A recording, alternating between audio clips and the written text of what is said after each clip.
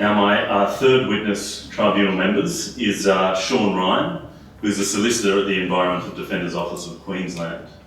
Now Mr Ryan will outline the current legal status of the Great Barrier Reef and how civil society is currently attempting to use existing laws, as deficient as they are, to try and protect the reef, the extent of the work being done by the EDO Queensland and public environmental lawyers generally. Please take the stand, Mr Ryan, and state your name and expertise for the tribunal. Thank you, Prosecutor. May I please the tribunal and audience members, my name is Ryan, initially SP. I'm a senior climate change solicitor at the Environmental Defenders Office, Queensland. I want to take your tribunal members back to the late 80s and early 90s, as punk was slowly devolving into grunge and electro-pop was evolving into techno. It was the heyday not only for glow stick manufacturers, but also the heyday for environmental laws. It was the time when the United Nations Framework Convention on Climate Change was being signed. Agenda 21 came through, the Convention on Biological Diversity. And Australia at that time saw itself as a good global citizen. And it implemented such national measures as the Intergovernmental Agreement on Environment in 1990 and the National Strategy for Ecological Sustainable Development in 1992.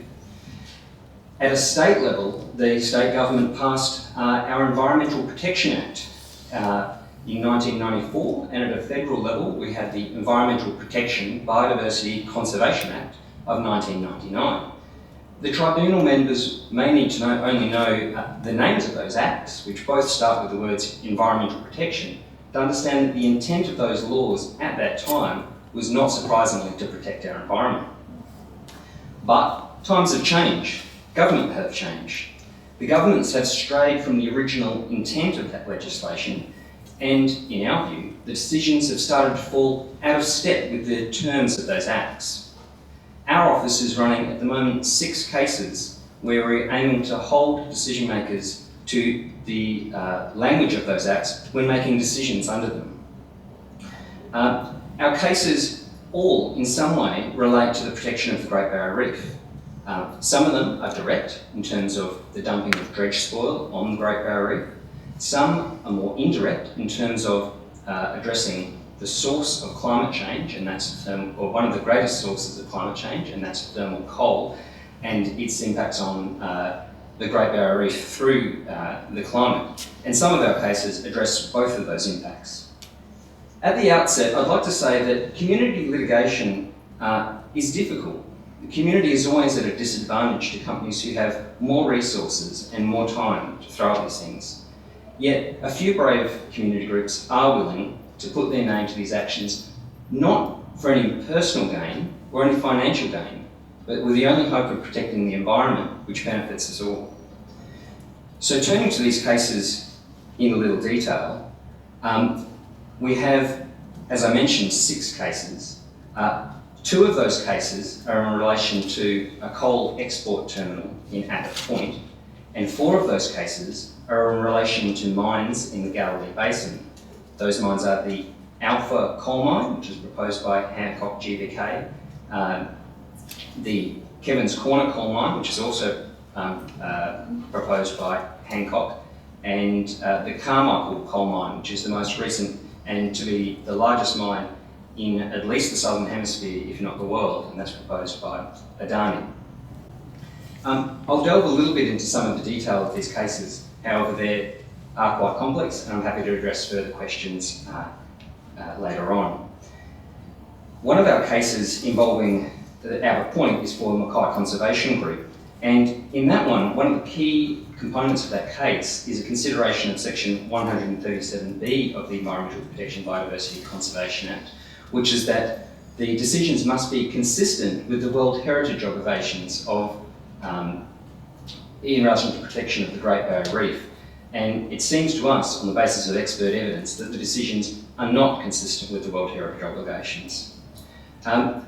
We also have 2 cases involving judicial review of the Land Court and Minister's decisions in relation to the Alpha coal mine.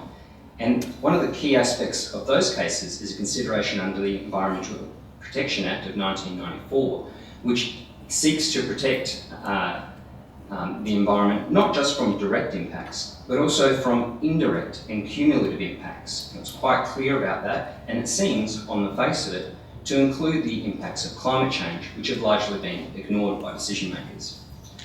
As I mentioned, we also have a new case, which was just set down for directions last week in the Queensland Land Court, which is against the Carmichael coal mine, which will produce 60 million tonnes per annum of coal, which will contribute to climate change. Those cases are all in fairly early stages, but our cases are being successful.